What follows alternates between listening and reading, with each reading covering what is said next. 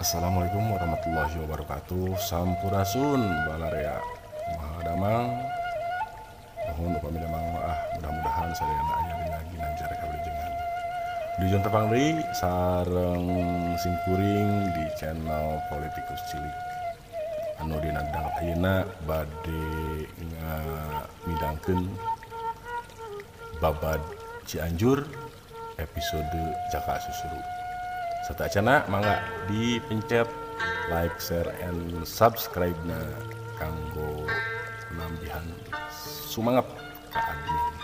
Mangga nyangakeun wilujeng ngadangkeun wilujeng nyakseni.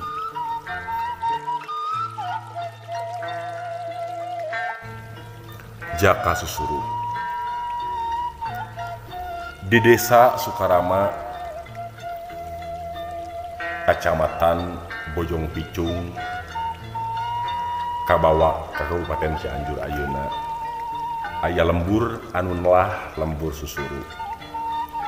Lembur anu mibanda ajen carita nyaeta patilasan Sang Prabu Jaka Susuru. Sakumaha anu kaunggel dina carita anu dicaritakeun deui. Kocapkeun di nagara Pajajaran, nagara anu subur makmur gemah ripah loh jinawi. Ari anu janten rajana harita Sang Prabu Sriwangi nu katujuh. Raja anu adil tur wijaksana anu mata katurut ku abdi-abdina. Kangjeng Raja kagungan putra pamegat keur sumedeng rumaja putra bela kesentreng buta tulang buta daging. Ari rupina kasep taya babandinganana. Dedeg sampai rupa HD dibarung ku HD tata HD basa. Dupi kakasihna anu kacelo Raden Munding Mintra Kasiringan Wangi. Dina hiji poe sang raja magelaran dideuheusan ku patih, para bupati jeung para mantri ponggawasa kabeh. Sami hempak di Paseban Balai Agung.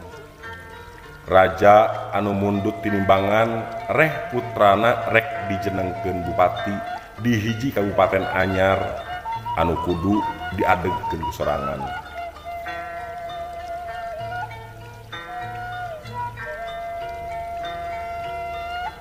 Raja mariksa anu sami hempak, kumaha sapuk atawa hanteu? Upama aya nu hanteu sapuk, mending caritakeun bae ayeuna urang badamikeun kumaha hadena. Nu dipariksa ngawalon saur manuk, yen ngiringan kana pangersa sang raja. Syukur ari kabeh geus sabuk mah. Pok raja ngalahir ka putrana. Eta Kabupaten Anyar teh kudu diwetan pek teangan tempat pinagaraeun anu aya di tatar alas Pasagi Wetan. Tempat anu kacida alus pikeun dijadikeun nagara anyar. Jigera indit ti nagara ayeuna keneh meungpeung ninggang dina mangsan utama.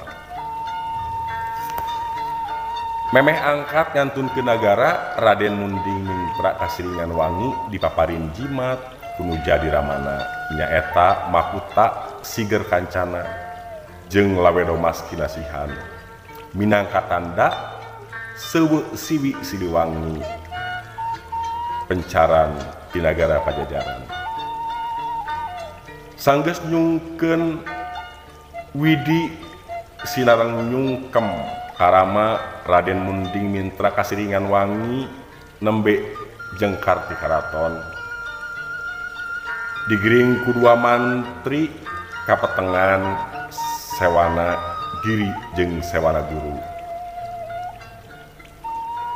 Nu baris ngapi ngajaring salami lumampah milari pinagaraeun di tatar alas Pasagi Wetan.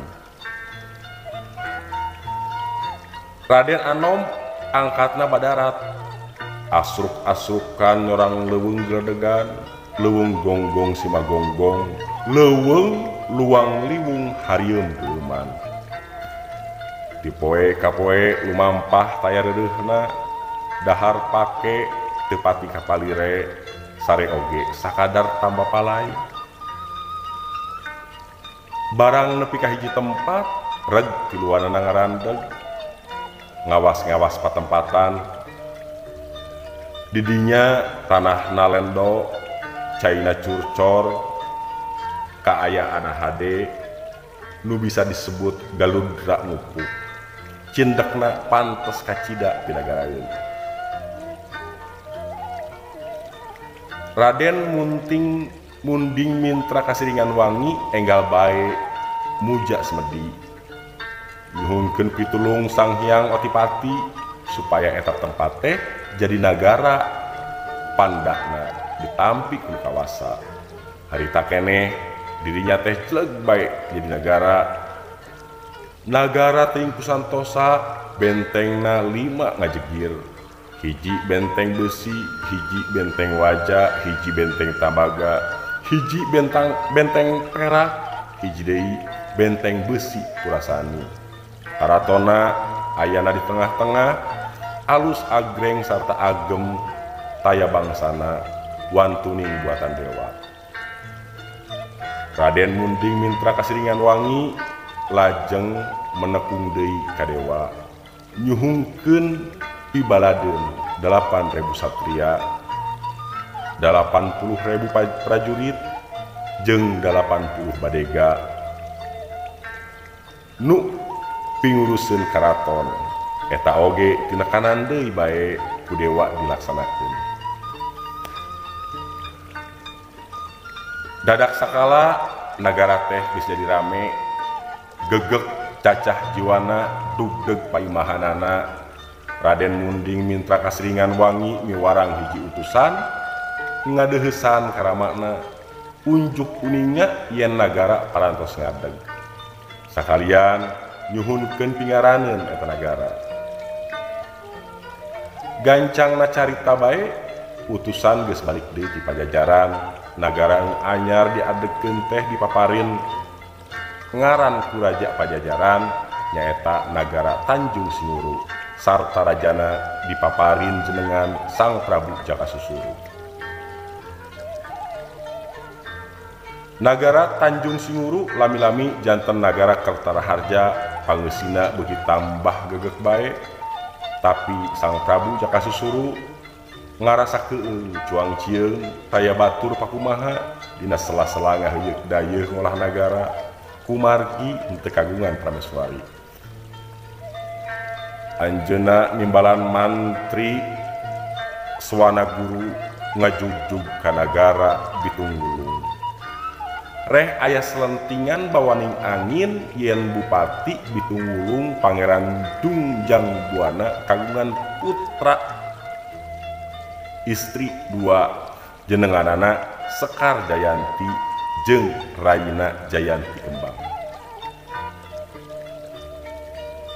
sadatangna ka Bitunggulung mantri Swana Guru nepikeun maksadna ditampi ku Pangeran Dungjang Buana ngan ki mantri teu werat salah sahijina lantaran putri duanana oge gareulis geulis lain pupulasan sagala-galana suruh pisan kana jadi prameswari